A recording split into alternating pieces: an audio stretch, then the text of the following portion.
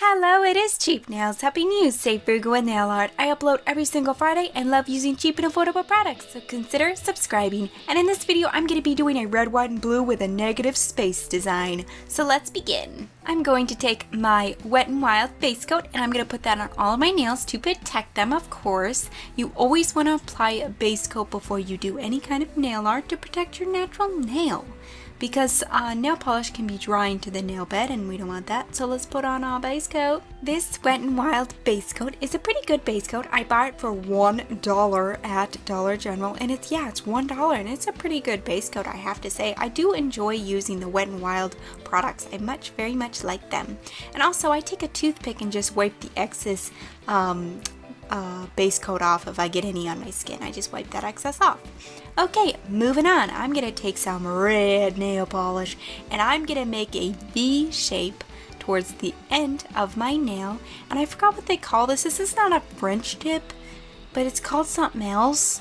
But I don't remember what it is. Please put down in the comment section down below if you remember what it's called when you don't just do a straight line across the end of your nail. You do a V shape.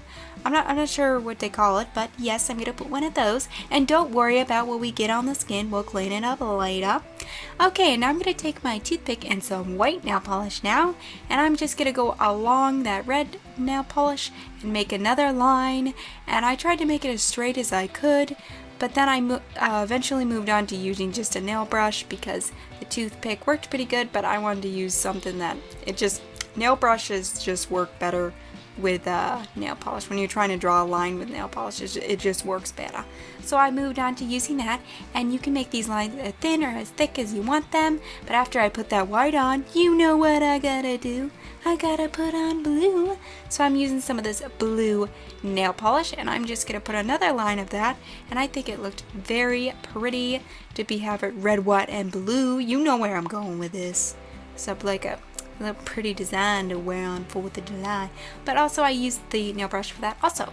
Now I'm going to take some pure acetone, and I'm going to take a cotton swab, and I'm just going to clean up that nail polish that I got on my skin. Don't gotta worry about it, just clean it right off. I am using one of those cosmetic cotton swabs because I really like using those for my nails. And now I'm moving on and I'm taking some of this LA Colors Colorless Top Coat. I'm going to put some of that down, and then I'm going to take my colored pencil and pick up some rhinestones and put it towards the top.